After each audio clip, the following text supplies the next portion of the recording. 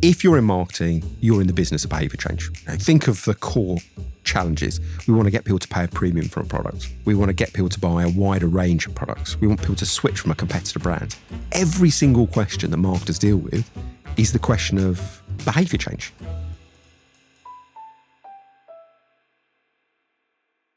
Hi, Adam. How are you? I am brilliant, actually. Had an excellent start to the week. Tell me more. So do you remember when we created that list, when we started the Persuasion Game, of who our ideal guests would be? I do. Well, I've only gone and interviewed one of our ideal guests. How very exciting. Tell us more.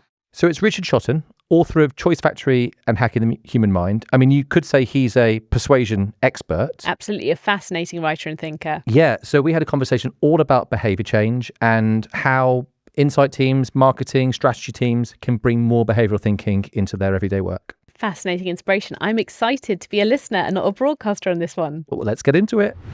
Welcome, Richard. Hello, good to be here. So, Richard, the last time I saw you was at the Festival of Marketing, giving a brilliant talk with a Monzo client. And I mean, I collared you at the end of that because I was desperate to get you on the podcast. When Laura and I started this a year ago, we had 3 names that we wanted up for the Persuasion Game, and you were on that list. So it's an absolute pleasure to have you here today. Fantastic. Well, I'm very glad to be here. I'm also intrigued about who the other 2 names were. Well, that'll be telling. Tell me off screen. Yeah.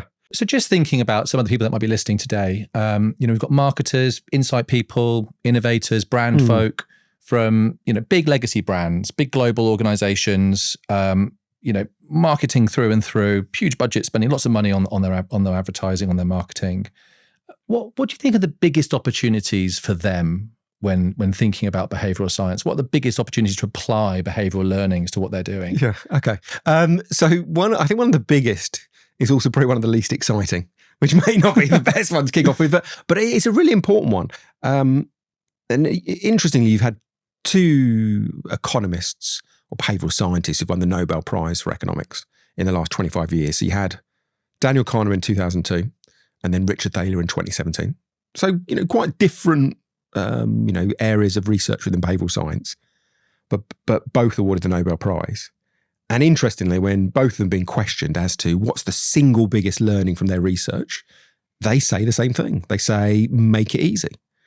And they're not just making a statement of the bleeding obvious. They're not just saying, if you make something easier, it happens more. It's true, but everyone knows that. Their argument is identifying and removing very small bits of friction tends to have an unexpectedly large impact.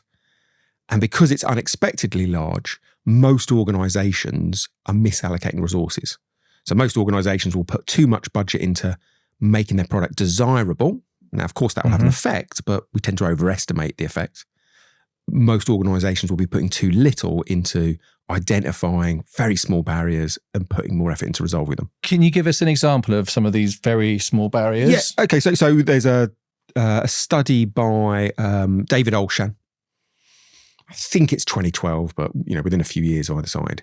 And he's at the Penn Medical Unit, and they are looking at how you can persuade doctors to give out fewer branded antibiotics and increase the amount of, branded medicines and give out more generic medicines. So the reason a hospital wants to do that is a branded medicine and a generic one are pharmacologically identical, but branded ones cost much more. Yeah.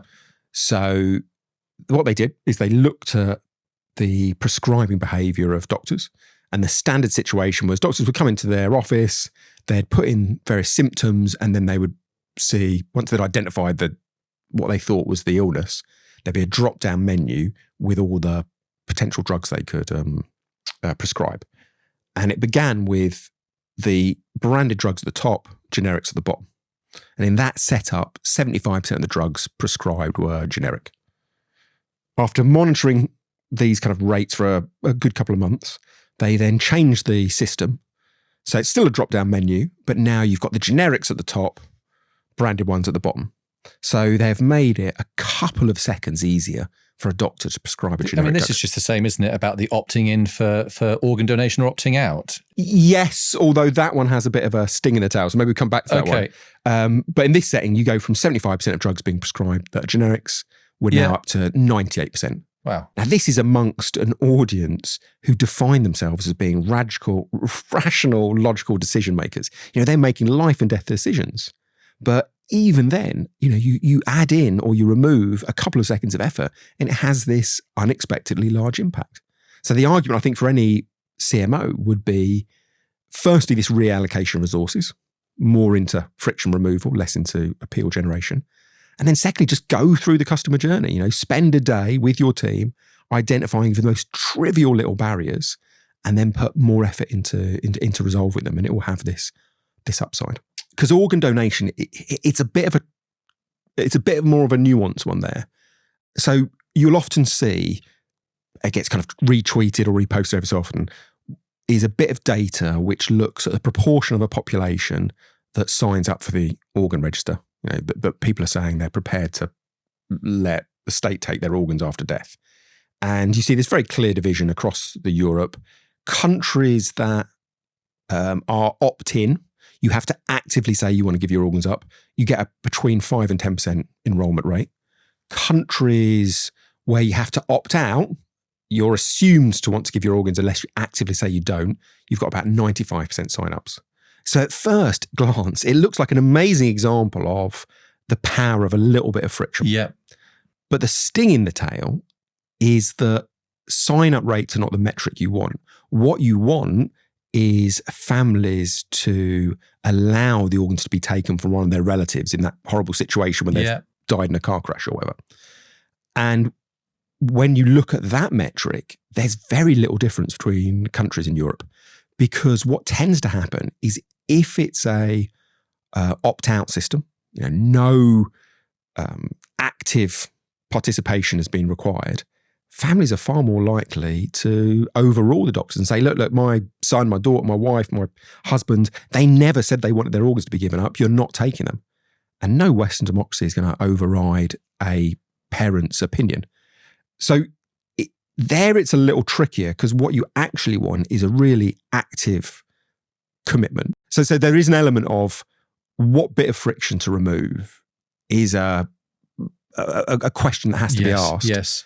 And whether you need some degree of commitment is something that has to be weighed up in each setting. What are the other kind of big areas that they can kind of jump into here for results? So easy is an important one. The other big one is often around social proof. So that is the argument that humans are a social animal. We are deeply attuned to how others think and feel. And if you want to encourage purchase of your product, or if you want to encourage adoption of a behaviour, what you really need to do is make that behaviour feel like it's commonplace. And then it will become more appealing and people are more likely to change. Now, there's loads of studies in this area. Probably the most famous is Robert Cialdini's. So it's this 2008 study. And he works with a hotel chain, and he persuades this hotel chain to let him alter the messages that are running in guest rooms, encouraging them to reuse their towels.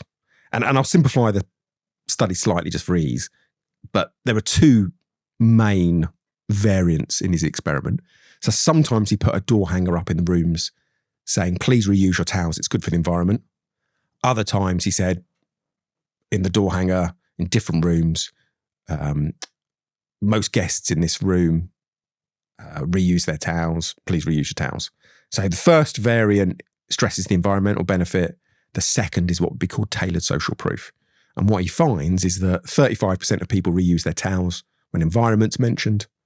49% of people reuse their towels when tailored social proof is mentioned. And Cialdini's argument is essentially that if you want to change behaviour, it's often far more effective to stress what others are doing rather than just giving people a long list of rational reasons to comply. So your job as a marketer is to make sure whatever it is you want to encourage, you've got to make that appear popular, especially amongst like-minded people. And that, I would say, along with ease, is probably the two most well-known but also most powerful of these principles. Have you got any, I mean, you must do, right? Any good examples then of the social proof in practice? Absolutely. So there's this lovely Ford ad from the late 80s when Ford Escort was the world's best-selling car. So they used to run these amazing ads, and they would be like big posters or magazine ads, And on the ad, they would print out every single make and model of competitor car. And then over the top, they said, if your car's on this list, Ford Escort outsells it. Now, it's a lovely example because it's exactly the same principle of social proof, but by applying it with a dash of wit, a modicum of flair, you just make it that much more effective. So I think that's what I would almost call you've got this kind of basic application of social proof, stating popularity. And there, ideally, you do it with a bit of charm. But then you move into all these other areas that I think are even more interesting, which are how you imply popularity. So there's a lovely study from Peterson, which I think loads of brands could apply, in which he gets, I think it's 1,117 people. They all go through an e-commerce journey. And I'm trying to pick my words precisely. One of the items people are trying to buy isn't there. And sometimes it's labelled out of stock. Sometimes it's labelled sold out. And when Peterson questions everyone as to their level of irritation with the website, he sees a clear pattern. People are about 15% more irritated if the product is labelled out of stock. And his argument revolves around social proof. He says, if you say you're sold out, it is a subtle but powerful indication that this was a popular product and therefore it becomes more desirable. But if you say out of stock, well, you're just drawing attention to the fact that you've cocked up your supply chain. I think when you get into the social proof argument, and especially with some of the examples you've got in your book, you've got the Monzo hot coral card, with the kind of sea of black and grey and navy blue cards that existed in wallets. When you see one hot coral card, it really sort of stands out, and then people start to notice them and really think a lot more people have Monzo than maybe actually do comparatively. Because the point here is our perceptions of the popularity of a brand, they're not based on the consumer poring over a Mintel market research report. Yeah. A consumer will come to a vague understanding of popularity by generally saying to themselves, how regularly do I see examples of this product being used? Monzo's bright hot coral card was only so effective because everyone else was essentially interchangeable. So there's a long-standing idea called the von Restorff effect, which is essentially we are hardwired to notice what's distinctive. So what you could do as a brand, I think, is think about, as you say, all the touch points that customers deal with. And maybe you want to be looking at, well, what are the ones that have mass reach? What are the ones that would be reasonably cheap for us to play with? And then from the psychological perspective, think, where is it that all of our competitors are behaving in a very, very similar way? Yeah. Once you see competitors doing that, then you've got this opportunity to generate noticeability because you can say, well, if we behave distinctively, that's one of the surefire ways to be noticed. I think one of the biggest challenges we see, especially we're in insight strategy consultancy, and depending on the category, there's often a big challenge with the say-do gap. Yeah. So consumers saying one thing, doing another. So in, for example, health, or the way people save for for retirement, or the way that they do things for the environment, they'll say one thing but kind of do another. How can behavioural science either help us understand this or overcome this, or what can behavioural science help us with here? So people don't have full introspective insight into their own motivations. Yeah. So if you put them on the spot in a focus group or in a survey, people might give you some answers that are useful, but they will be overwhelmed by answers that send you as a marketer off in the wrong direction. If you are putting surveys and focus groups together, just think about, well, how can we try and set up the study in a way that doesn't rely on direct claims? So maybe you could use a technique like monadic testing. So monadic testing is, say you've got a promotional offer, and let's say it's you charge £365 a year for a subscription film service. Well, you might have heard about an idea called the pennies a day effect, which is from John Gorville, which argues that people are very fixated on the headline amount. They underweight the importance of the unit of time. So his argument would be, don't say £365 a year, say £365 a year, that's the same as £1 a day. Mm-hmm. Now, if you did a standard market research technique, and showed people those two offers side by side and asked them which they thought was the better value, the audience would just get angry with you. They'd say they're exactly the bloody same. I'm not an idiot. What are you talking about? But if you used a monadic test, you would randomize your audience into two groups. One group would see the £365 a year message. One group would see £365 a year. That's the same as £1 a day. And then when you ask those two groups separately, independently, about how good value they thought the offers were, you'd see wildly different answers.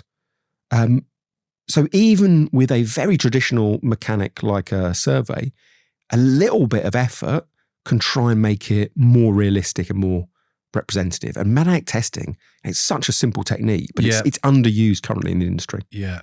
I think there's a really interesting section of your book, the example that you give of Kraft, actually using say-do gaps or the understanding of say-do gaps in a counterintuitive way, didn't they, when relaunching their product? Yeah, it's a really nice example. So it's Kraft mac and cheese, which is an astronomically large brand in North America. And the original formulation was full of kind of nasty chemicals, or full of artificial chemicals, maybe we should say. And a lot of their research had shown that people were unhappy with artificial colorings. They wanted something more natural. So people were telling them they wanted improvements. But what the marketing team also realized was that, unfortunately, consumers have this association between healthy foods and poor tasting foods. So people want to eat healthily, but there's a little bit of their mind that when they're told a food is healthy, they assume it tastes worse. Now, that's not speculation. There's a American psychologist called Raghunathan, who's at McComb's Business School. And back in about 2006, recruits a group of Americans and he serves them a buffet of Indian food. So it's food they're not that familiar with. And he asks people to rate the quality of all the different items, the naans, the pakoras, the poppadoms. Most of the data he doesn't really care about. It's just a smokescreen. The bit of data he cares about is people's ratings of the mango lassi. And with the mango lassi, before people tried it, he gave them one of two statements. Some people said, "I'll try the mango lassi. It's an Indian health drink." Other people, he said, "Try the mango lassi. It's an unhealthy Indian drink." And what he finds is the people that think the product's unhealthy, even though they're all being served the same thing, the people that think they're drinking an unhealthy product, they rate it 55% better than the people who think it's a health product. Because Americans, and I think Brits as well, there is this association of unhealthiness and tastiness. Yeah. Kraft have this issue. They're going to get rid of the artificial colorings. They're going to replace them with natural ones. But they know that if they tell people they're doing it, people will think they've mucked up the formulation and they'll complain. So what they do is they change the formulation. Of course, they have to change the ingredients label on the side of the package, but who reads that? What they don't do is emblazon the packaging with any mention, or they don't run any ads about changing the formulation. Then 3 months later, they do this amazingly funny series of ads in which they essentially talk about the fact they've done the world's largest blind taste test. You lot have been trying this food, we'd changed it, none of you noticed. And it's a brilliant way, I think, of taking an academic finding and then using that insight to power a very effective campaign. I think that's really, really interesting, especially when you consider how many brands are reformulating for various reasons. It's a great one to keep in the back of your head. I think one of the biggest opportunities for behavioural science, especially at a boardroom level or where it starts to get interesting to the boardroom, is in pricing. Yes. And what are the other applications? Okay. What are the other applications of behavioural science that you think the boardroom should be interested in? So one of the big things that a lot of companies are thinking about is how do we get the most out of AI? And already, even though AI has not been around that long, there are already loads of different studies on the topic. So one of the ones I absolutely love is by Fabrizio Dell'Acqua, who's at Harvard Business School. And in 2022, he recruits 181 recruitment consultants, and he shows them nearly 8,000 CVs across the 181. And what the consultants have to do is identify who has the necessary mathematical skills for a job. So there's an objective answer to this question. Yeah. Randomizes the consultants into 3 groups. 1/3 of the people have no AI help. 1/3 of the consultants have what is kind of bad AI, essentially a reasonably useful AI system. And then the last third of people have kind of good AI, which is maybe a cutting edge AI solution. He looks then at the success rate of these consultants. And to begin with, so far so obvious, you see the worst performing group is the consultants that don't have any AI help. They do worst of all. But the next best performing, so the middle group, is actually the people with the best AI. The top performers are the ones with the bad AI. And Delacroix's explanation for this is summed up really well with the title of the paper. So the title of the paper is Falling Asleep at the Wheel. And he argues that you've got this tipping point often with systems, which is when they go beyond being quite good to very good, often the user of the system feels like there's no role for them. So when you have this, I'm creating these kind of poor phrases, but when people had this good AI and it was coming up with very sensible answers, people just thought, well, I'll just cut and paste whatever AI is telling me. Yeah. Whereas the people that had an AI system that was noticeably flawed used those results, but there was still space for them. They knew that they had to bring their experience and professionalism to bear. So the argument here is you've got to, if you want to maximize the impact of AI, is firstly, don't think of AI in isolation. It's not the objective quality of the tool that matters. It's how well the tool interacts with your staff. Yeah. So I think that's the first thing. And then secondly, the real opportunity is you've got to make sure that your staff know that whatever way they're using AI, they still have to bring their professionalism, their expertise and their insight to bear. Absolutely. Because if you don't, you have this falling asleep at the wheel problem. I think the algorithmication of our choices and the things that we see, a brand's ability to reach its consumers and customers, with the algorithms as the gatekeeper. What effect do you think, that's having on the ability of behavioral science principles, or how do we solve that problem through the kind of lens of behavioral science, do you think? Well, I think there's a Jeremy Bullmore essay on this, and I think, it's such a shame he's not here any longer, because I'd have loved to get his view specifically on AI. But I remember him talking about just vaguely or general technological change. And he uses this analogy of saying marketing's like a 100-meter race. It's 100 meters the Olympics. It doesn't matter what your time is. What matters is you beat your competitors. The person that gets the gold is the fastest person. It's all about comparative speed, not absolute speed. You've got to outperform your competition. And once you start thinking like that, I think the answer becomes obvious, which is AI alone can do nothing. It's just going to raise the tide, as it were. You need to get an advantage over everyone else. And I think the advantage comes from the overlap of behavioural science and AI.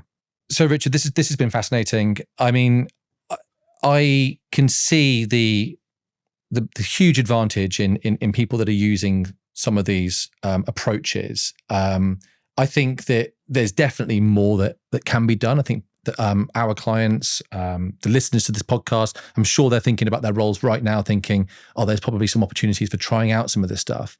If you were in their shoes, if you were starting out as an insight person or brand person tomorrow, where would you start with all of this?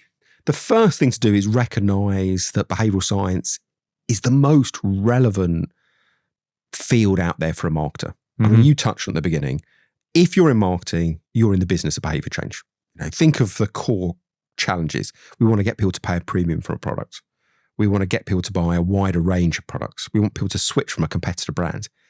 Every single question that marketers deal with is the question of behaviour change.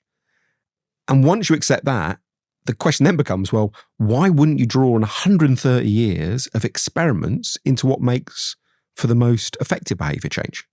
So if I was an insight professional or a marketer, I would be throwing myself into this behavioural science field because it gives you, an unfair advantage over all your competitors. Which of the secrets from your book have you used in marketing your book? Oh, great question. So I think that the underlying principle behind the book is about concreteness. Yeah. That the first 2 books I wrote, Choice Factor and Illusion of Choice, each chapter is about a behavioural science principle. So there'll be a chapter on social proof, a chapter on the pratfall effect.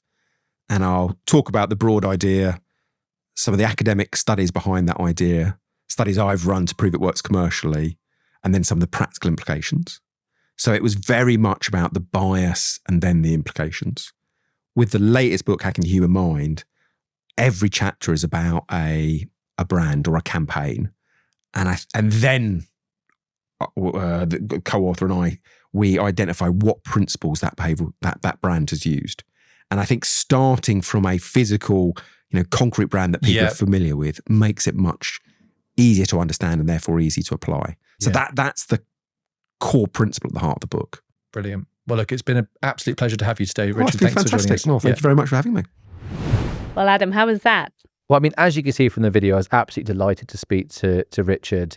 I mean, the insights that kind of he shares, it's so clear that there are so many things that behavioral insights can teach us about marketing. I mean, the first one for me is when you think about how painful some customer experiences are, especially, with online products or kind of online journeys.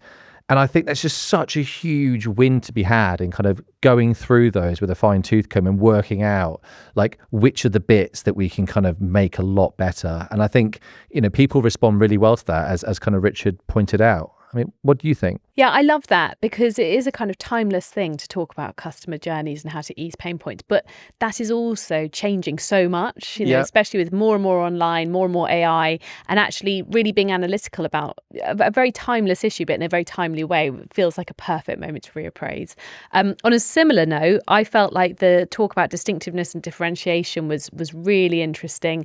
As we've spoken about before on the pod, we've seen a lot of challenges for legacy brands sort of becoming a bit same and struggling to get cut through. So I felt that there were some really nice nuggets there to make people just think differently and push and challenge themselves to drive their distinctiveness. Yeah, I mean, I guess what we're saying is the 2 big takeouts, get your customer journey spot on and stand out to people. I mean, it's just marketing 101, isn't it, really? But with still lots to learn along the way. Absolutely. Well, thanks so much, and we'll look forward to the next one. Thank you.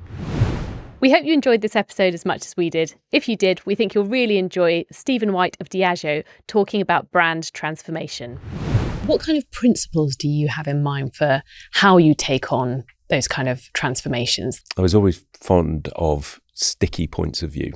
And what I mean by that is having an outcome in mind that you're trying to shape to, potentially a solution to that outcome, but inviting others to build it with you. And the reason I talk about sticky is if you just go with the wind, then people don't believe that you believe in it. Whereas if you've got a confident point of view around where it is you're trying to shape, but you invite others in to participate and shape that with you, and then you move with them, but at the right pace, then actually it feels like you're owning the journey together and you kind of co-opt them into solving it, and it becomes part of their story.